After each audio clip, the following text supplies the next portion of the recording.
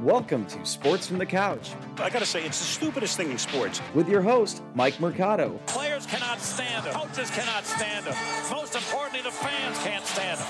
Brought to you by Mercado Airwaves. I'm gonna say it once, and hopefully I'm wrong, but it's a disaster waiting to happen. That is so bad, that is absolutely brutal. Hello and welcome in, friends, to another edition of Sports from the Couch here on Mercado Airwaves. I'm your host, Mike Mercado, and I want to thank you so much for making us a part of your day on this Wednesday, July 14th, 2021, a mailbag edition of Sports from the Couch here on Mercado Airwaves. Before we get into your questions and we get into all these juicy sports topics, we need to take care of some housekeeping notes. You can follow us all over the universe. If you would like to be interactive with the show, get one of your questions put on the show. Follow me on Twitter. I'm on Twitter at Mike and Media. You can follow me on Instagram at Mike Mercado Media. And you can be interactive with the show on Twitter at Couch Sports Talk. You can also follow us on the network. Keep up to date with all the shows that we are doing, like the Pop Culture Show, The Good Brothers, the show All About Life, the Two Nerds of a Feather podcast, our sister podcast, the Gone Missing podcast, where those ladies spotlight missing people who didn't get mainstream attention, and of course, all our interviews with athletes and celebrities. Follow us on Twitter at Mercado Airwaves, and while you're at it, like, rate, review, and share us wherever you get your favorite podcasts. We're on all major podcast platforms at Mercado Airwaves. You can see the video version of the podcast over at youtube.com/Mercado Airwaves Network, so make sure you guys subscribe to us over there. We're also on Roku, the sports legend himself. When it comes to the city of Chicago, all things sports knowledge, Jerry Riles is starting this wonderful channel over on Roku, over at The Rewind Sports 60. They also have a wonderful radio show over at WCPT 820 AM. A bunch of great talent is over there on the Roku channel, so check us out over at The Rewind Sports 60. You can support us over at patreon.com/Mercado Airwaves, facebook.com/Mercado Airwaves. Make sure you give us a thumbs up over there. And check out our swag over at teespring.com/Mercado Airwaves. So it is a mailbag edition of the show. And if you want to have a question right here, of course, all over the social medias, but you can also send us an email over at sportsmercadoairwaves@gmail.com. That's at sportsmercadoairwaves@gmail.com. Once a week, we take the questions, we read them out loud, and we have ourselves a nice conversation over at Sports from the Couch. And with that, we get right off bat. This question comes from Matt M. Did you enjoy the AllStar Game? What about those ugly uniforms and some interesting interviews done with the players while fielding and batting? Well, thank you for that question, buddy. And of course, you can send us your question over at sportsmercadoairwaves@gmail.com and all over the social medias. So did I enjoy the AllStar Game? I actually really did enjoy this AllStar Game. This is from somebody who loves baseball. And there was a lot of different moments during that game. You know, whether it was the Shohei Ohtani hype and kind of the atmosphere based off of that. And we'll get into Shohei in just a little bit. Whether it was Vlad Jr. going off, it was Fernando Tatis. If it wasn't more local here with those very heartwarming and also sad interview and statements from Chris Bryant. You know, him talking about handling all this trade talk and what could be his last All-Star game for Chicago, for the Cubs, and how he just handled that question with class. Thanked the city, thanked the organization. The dude, and had fun in the interview, was all about his family that entire trip.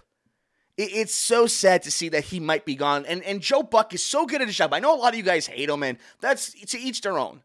But he did such a good job of building that narrative and building that story of what it's going to mean to baseball, to Cub fans, that Chris Bryant will no longer be there for the Cubs, more than likely. And that opportunity, that moment, that interaction as a fan, as somebody who covers it, was able to have throughout that game is because Fox did this thing with them interviewing pitchers and fielders and hitters. And it was at times very cringe, but then you got magic like that. And, you got Fernando Tatis in the middle of an interview when Vlad Guerrero Jr. hits that tower of a home run. I really enjoyed the production of this All-Star game. Put the jerseys to the side. I actually heard this before we started recording that. One of the big complaints is the jerseys, while they look better on TV than they did on stills, they still didn't look good. And one of the uniqueness things of Major League Baseball in its All-Star game is seeing all the colorful jerseys and having that civic pride, that civil pride for your local team. We all know how much of a local sport baseball is. And to kind of not have that, the reds and the oranges and the golden yellows and the red, white, and blues and the purples, and to not have all that mixed together with pinstripes and red and black and white, like, it kind of sucked. It's visually not as pleasing. And I get it, business-wise, it makes some money. I mean, what are they charging people, $150? I mean, they're making a killing off of it. And they're making jerseys for next year's All-Star game and team. So I don't think they're going back to, road jerseys and home jerseys that are specific to your team. But when it comes to the product and what they presented to us, I thought it was great for baseball. I know the ratings went through the roof, and a lot of that is because of the face of baseball. Get to that in just a second. But the game was interesting. There's a lot of young stars that play for interesting teams, for interesting markets, that have personalities to them and that back it up. And the game just had a lot of fun moments, and it felt special. Now, whether they could duplicate that every single year, I don't know. It's hard. And it depends on injuries and who's playing and who's having certain seasons. But from all the momentum that went to the home run derby, which probably was the best part of the weekend, or at least the All-Star weekend, that this All-Star game itself was fun. And it wasn't necessarily close, even though the score, was closer. 3 runs. It didn't feel that close. But I liked what I got from that game. And I also, good and bad, to hear Chris Bryant being so open and vulnerable throughout what is such a crazy time. And being open about Wilson Contreras' comments. And, we wouldn't have gotten that if Fox and Major League Baseball didn't try something like that. So I think it was a great game and a great moments and a step forward, even with all the craziness. And, Rob Manfred, we'll talk about that coming up next in the next question. But rule changes and all that, we're talking about the game and the stars the next day. That's all you can ask for. Appreciate you, Matt, for that question. Moving on to question number 2 on this mailbag edition of Sports from the Couch. Thoughts on Rob Manfred's recent comments on the rule changes? Have you liked or hated the new extra inning and doubleheader rules implemented? This is from Paul W. So, the interesting thing about Rob Manfred recently talking to the media during this All-Star break is him kind of saying that they're going to do away with the 7-inning doubleheaders and possibly the runner in second base in extra innings. Look, you can make an argument for both things being good and bad for baseball. You really could. This isn't some flip-flop thing or vanilla thing. Like, there is a legit argument for both. Look, if you wanted to say that having a guy in second, while it inherently changes the game, sort of, it does do something the game doesn't have, which is guys in scoring position, guys on the bases, guys making pitchers think, because of the 3 true outcome way that we're playing baseball right now. But then you could talk about, just the flukiness then of having a guy in second base and it not being a real true testament to who's winning that game. Or maybe you should do something where you extend it to maybe the 12th inning. You get the guy in second base. Okay, I can see why you would do that. The 7-inning doubleheader, I could see why you would do that, where you have teams who want to preserve bullpens and want to make sure that these games get in, and you're able to make a lineup that isn't going to destroy your team. But then you got guys who are taking advantage of it in organizations that are doing rainouts so that they can get these 14-inning days and be just so much easier on the body. So I understand everybody's point of view. For me personally, and this doesn't have to be for you, and to each their own, God bless you. I like the craziness of a guy on second, even if it costs my rooting team to lose. But I love the 7-inning doubleheader. And I know it takes away innings from pitchers, and it takes away at-bats from hitters that can't cost them money, can't cost them a season. I get all that. But the baseball's already too long of a season. The game is already too long. And if you're looking for quick fixes, that's one of them. But more than anything, the fact that we have still not heard anything about a DH in both the American League and National League is crazy. Again, purists are going to be purists. Love ya. But baseball in both leagues needs a DH, in my opinion. I don't need to see the aces of a staff at bat. And you can make the argument about the San Diego guy, the bullpen, the pitcher who came up and hit the grand slam, right? Cool, 1 in a million. That's why it was such a big deal, because it doesn't happen. And you can't tell me that it's good for baseball. You know what would have been good for baseball? If you have teams like the Cubs, and I know I'm being a little loco on it, but if you have teams like the Cubs that can have an all-star DH on their team, 9 guys to get out, making things more interesting. Talking about offense, that's the easiest way to do it. So you keep going in circles, and that's the answer. At least in my opinion. Let me know what you guys think. I'm on Twitter at Mike M Media, Instagram, Mike Mercado Media, and of course, be interactive with the show at Couch Sports Talk. Oh boy, here we go. How did you react to Stephen A. Smith's comments on Shohei Ohtani not being able to be the face of baseball because he does not speak English? This came to us from Justin L. So I had my opinion. Social media, you guys can find it there. Stephen A. Smith basically saying that Shohei Ohtani can't be the face because, you can't have an interpreter and yada, yada, yada. You all heard it. And again, if you haven't heard it, it's not hard to find. And honestly, I think his comments being so ignorant and out of touch, just for me is the jumping off point of the beautiful thing about baseball compared to any other sport. And that's changing because of how international all sports are becoming.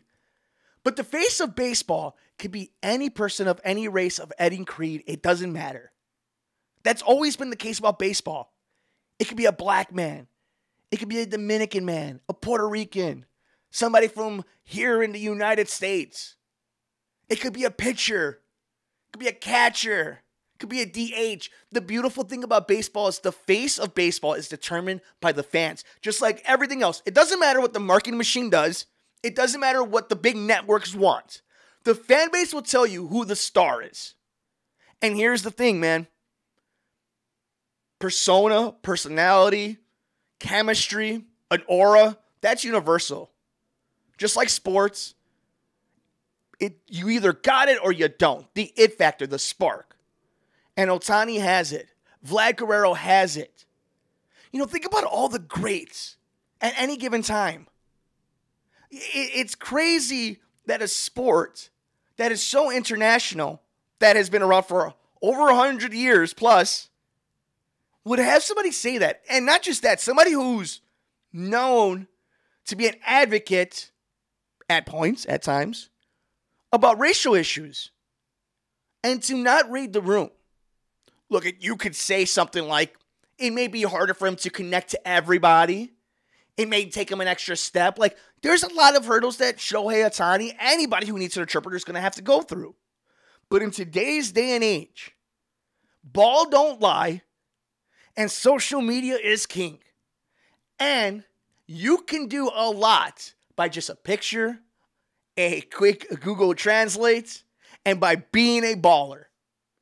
And to think that because it's going to take another 5 seconds for an interpreter is going to be the reason why you can't be the face of baseball is crazy. Look at the ratings. Look at the jersey sales. Look at why people watch the Home Run Derby and the AllStar Game in 2021.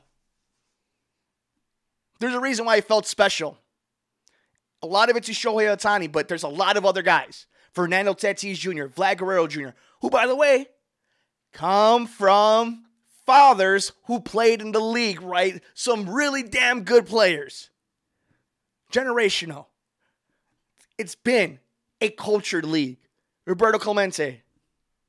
Now, you can keep saying the language thing, but in certain sports or in certain circumstances, when we talk about language, all that is sugarcoating what you're really trying to say. And if this were any other league, any other sport, could you imagine? You wouldn't even say anything like this. But it's also something that we all have to be honest about.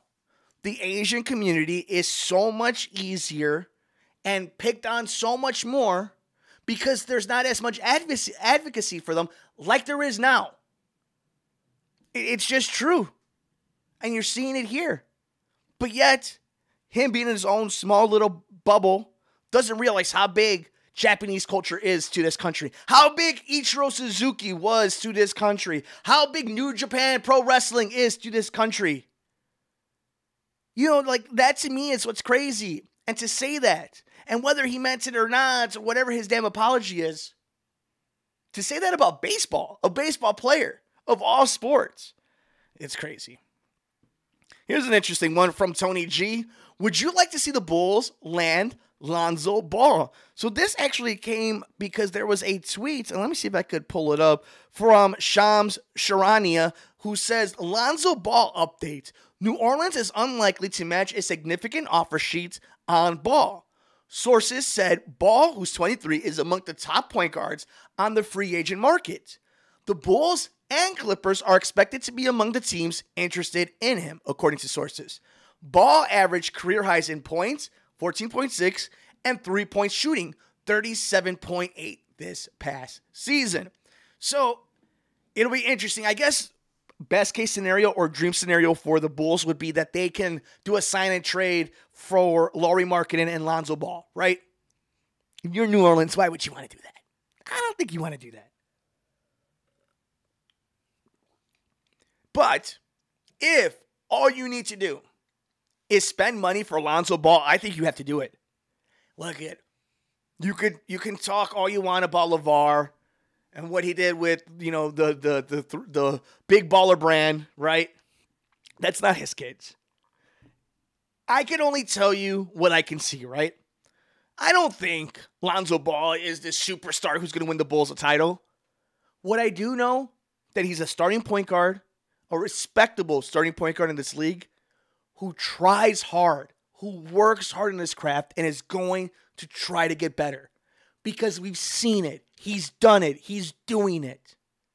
You can only ask for so much. You can ask for the results. Sometimes they're not going to come out that way. Especially in high scenarios, you might not get the outcome that you want. But if I see that you're putting in the effort every single time, that you're getting better, whether or not you win or lose, I can only ask for that when it comes to giving you an opportunity, because I've seen it. Lauri Markkanen. I like Lauri. I think Lauri's going to make a lot of money in this league. But he had a chance to be the star while Zach was gone, to help this team go to a playoff, to go side by side with Kobe White, and tell the front office, you have no choice but to keep me. Give me my money. Build around us. Couldn't do it. Lonzo Ball, again, I don't think he's going to get you to an NBA title. He's going to play defense. He's going to work hard in his craft, and he's going to be a good teammate. That's all you can ask for. And to get somebody who's going to be able to run the offense, take some pressure off of a Zach LaVine. Let's see what Zach does, craziness of Team USA, but that's a whole nother conversation. But having that starting point guard with a Zach LaVine, with the Vucevic, if you're able to bring Thad back, Pat Williams keeps developing, there's a lot of nice pieces to it. Not enough to win a championship, but to keep moving forward. And, that kid now from Europe, the second-round pick, is coming on over. So it's going to be interesting to see the turnover and what AK does to this roster. But I think a good first step is getting Lonzo Ball on a good deal and working on an extension with Zach LaVine. And then you move on forward, try to get another good name on this lineup and try to make some noise in the Eastern Conference in the next year or two. At least that's how I think that should play out. But finally, on this mailbag edition here on Sports from the Couch, here on Mercado Airwaves, on YouTube.com/Mercado Airwaves Network, on Roku, the Rewind Sports 60, and of course on all podcast platforms at Mercado Airwaves. If you have a question you would like to have here on the mailbag, send us an email over at sportsmercadoairwaves@gmail.com. Finally, what was going through your mind at the end of Conor McGregor versus Dustin Poirier 3 this past Saturday night. That's from front of the show, Chris H. And oh my, the fight itself was getting good, but that that post conference, it might as well have been a press conference, was nuts. So just purely on the fight, I thought Conor had really nice moments. It's what I said when we did the entire Conor versus Dustin preview. I think Dustin's a better fighter. I think there's going to be moments that Conor is going to make Dustin question himself, is going to push him to a certain breaking point. But if he cannot capitalize in those moments, Dustin is just too good, too powerful, too strong, too technical, too much in the prime right now. And we saw that. There are moments where Conor was really eating him up with those kicks. But Dustin got himself some calf kicks and just landed some bombs. And also, he's so much more in tune with the MMA universe that's in that octagon right now. You know when Dustin had that, when Conor had that magic, right? It's just he could taste it, smell it. He could see the matrix, right? He could read the code.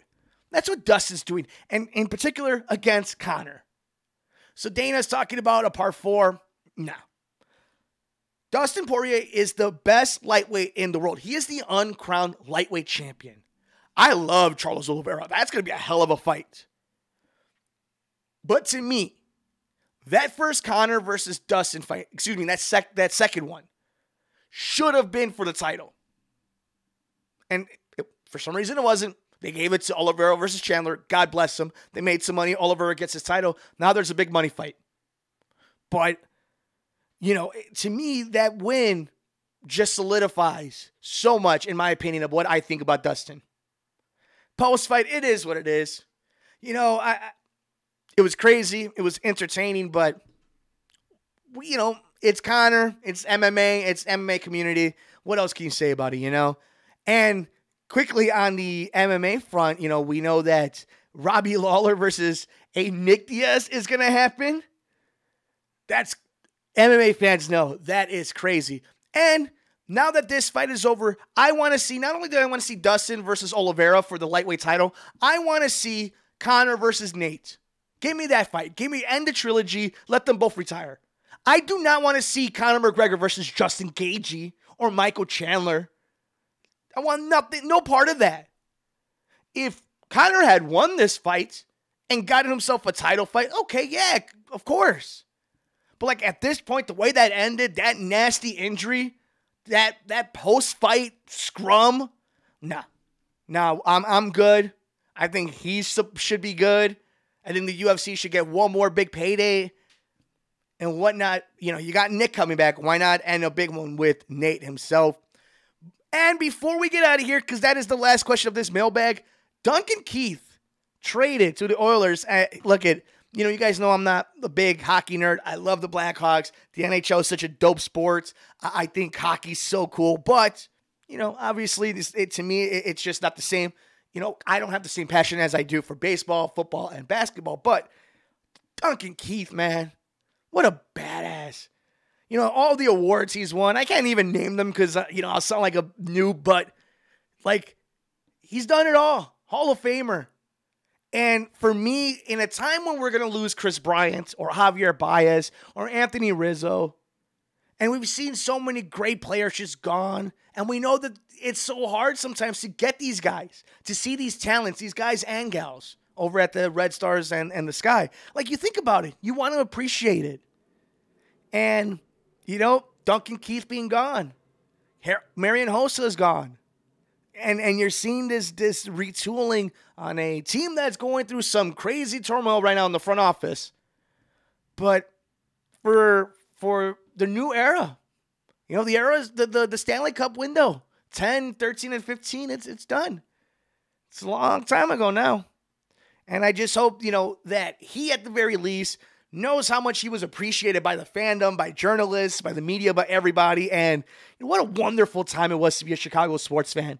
Think about that. There was a time where, from 98 to about 05, right, was the big drought. But then 05 and 06, and then you have the Stanley Cup from 10 to 15 and the World Series in 16. And it was a great time, and they were in the middle of that. And one of these dynasties, so shout out to Duncan Keith, No Teeth Keith, who will always be a Black Hawk, at heart. But with that, you're in my heart. You're in this little Black Heart. Thank you guys so much for being here on Sports from the Couch on Mercado Airwaves on this mailbag edition of the show. If you have a question you would like to be read, please follow us all over social media. I'm on Twitter at Mike M Media, Instagram, Mike Mercado Media, and you can follow the show on Twitter at Couch Sports Talk. We're on Roku at The Rewind Sports 60. Shout out to Jerry Rios. See the video version of the podcast over at youtube.com/Mercado Airwaves Network. Like, rate, review, and share us wherever you get your favorite podcast at Mercado Airwaves. You can support us over at patreon.com/Mercado Airwaves. Check out our swag at teespring.com/Mercado Airwaves. And of course, keep up to date with everything we're doing on the network, like the True Crime Podcast, like the Pop Culture Podcast, The Good Brothers, like the podcast All About Life, the Two Nerds of a Feather Podcast, our sister station, our sister podcast, the Gone Missing Podcast. They spotlight people who went missing that didn't get mainstream attention all over the universe on Twitter at Mercado Airwaves. Enjoy all the games. Enjoy the NBA Finals. It's going to be an interesting one. Is it tied up? Do we get a 3-1 lead? Who knows? Giannis has been Superman. We will have a full breakdown of the NBA Finals this coming up weekend. But until then, enjoy all the games. Take care of yourself. Take care of each other. We will see you next time here on Sports from the Couch on the Mercado Airwaves Network. I'm Mike Mercado.